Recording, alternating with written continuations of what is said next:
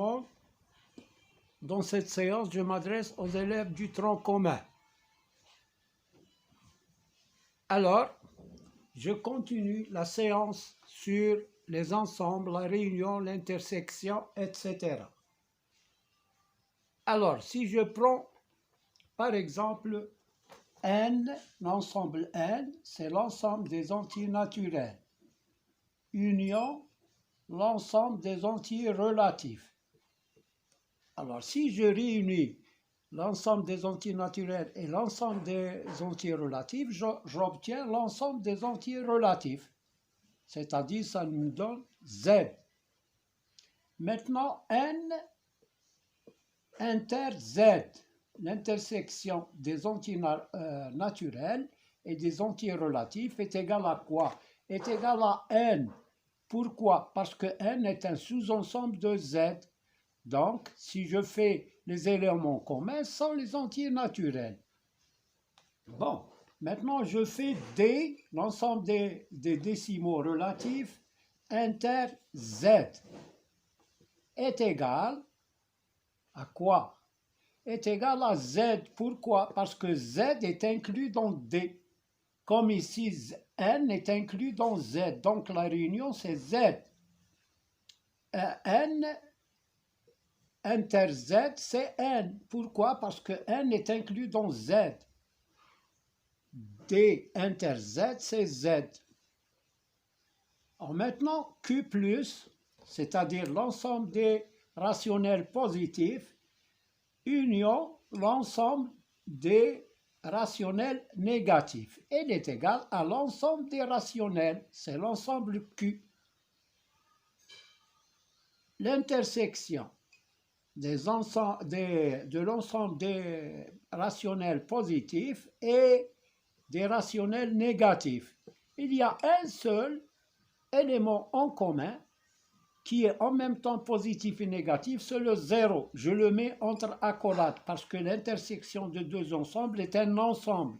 Je le mets entre accolades. Maintenant, R-, union R+. Alors, l'ensemble des réels négatifs, union l'ensemble des réels positifs, ça nous donne tout l'ensemble R. Et l'ensemble des réels négatifs, inter l'ensemble des réels positifs, est égal à 0. Pourquoi? Parce que 0, c'est le seul nombre positif et négatif en même temps. Voilà pour cet exercice. On a R étoile moins, R étoile moins, R étoile, c'est l'ensemble des réels non nuls. Inter R étoile plus est égal à, il n'y a pas d'élément commun entre R étoile moins et R étoile plus.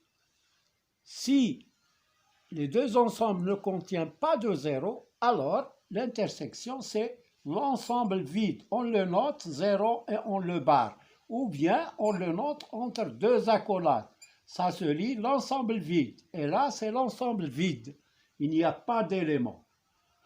Alors, dans la séance précédente, j'ai dit que l'ensemble des entiers naturels est un sous-ensemble de Z, c'est-à-dire de l'ensemble des entiers relatifs. C'est-à-dire que N est inclus dans Z et que Z est inclus dans D et D est inclus dans Q, c'est-à-dire l'ensemble des nombres rationnels, et Q est inclus dans R.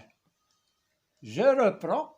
Alors, si N est inclus dans Z, et Z est inclus dans D, et D inclus dans Q, et Q inclus dans R, ça veut dire que tout élément de N est un élément de Z, et tout élément de Z est un élément de D, tout élément de D est un élément de Q, tout élément de Q est un élément de R. Je reprends quelques exemples.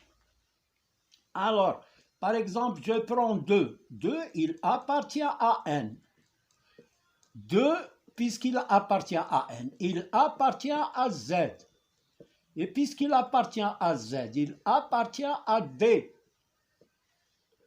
Et puisqu'il appartient à d, il appartient à q. Et puisqu'il appartient à q, il appartient aussi à r. Je prends un autre exemple, moins 5. Moins 5, c'est un élément de n, de z, il n'est pas un élément de n. Ce n'est pas un entier naturel, donc il n'appartient pas à n. Moins 5 appartient à z. Moins 5 appartient à d. Puisqu'il appartient à z, il appartient à d. Et puisqu'il appartient à d, il appartient à q, à l'ensemble des nombres rationnels. Puisqu'il appartient à q, moins 5 appartient à r. Moins 5 appartient à r. Je prends encore un exemple, 5 demi. 5 demi, si on fait la division de 5 par 2, on va trouver 2,5. Et 2,5, c'est un nombre décimal. Donc, n'appartient pas à n. Et puis, il n'appartient pas à z. 5 demi n'appartient pas à z. Est-ce qu'il appartient à d? Oui, parce qu'il s'écrit 2,5 qui est égal à 25 sur 10. Est égal, donc 5 demi appartient à d. Puisqu'il appartient à d, alors il appartient à q. Et puisqu'il appartient à q, il appartient à r. Donc voilà pour cet exemple. Maintenant, je prends moins 2 tiers. Moins 2 tiers n'appartient pas à n. Ce n'est pas un entier naturel, ce n'est pas un entier relatif. Est-ce qu'il est un nombre décimal? Eh bien, si on fait la division de 2 par 3, ça nous donne 0,666, etc.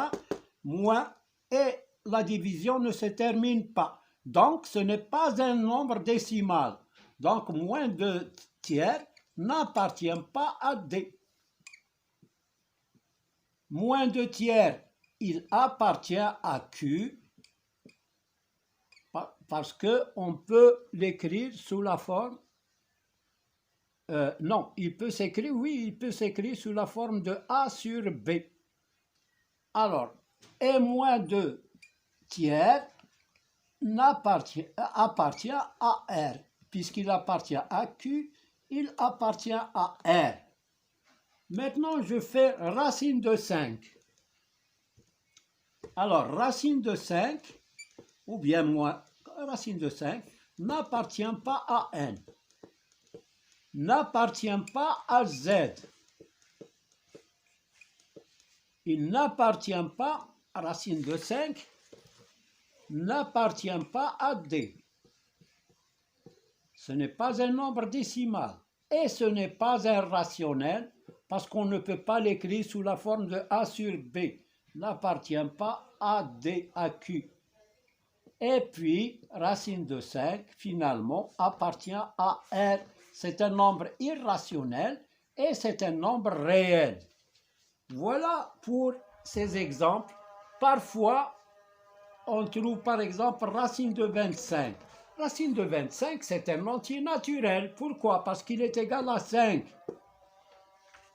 Il faut toujours voir, est-ce que le nombre qui est écrit sous la racine est un carré parfait. Les carrés parfaits, ils sont 1, 4, 9, 16, 25, etc. Donc, ce nombre-là, il appartient à n. Et puisqu'il appartient à n, il appartient à tous ces ensembles z, d, q et r.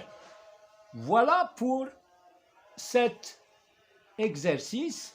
Je m'arrête et je vais faire une autre séance sur les intervalles où on va utiliser aussi la réunion et l'intersection des intervalles.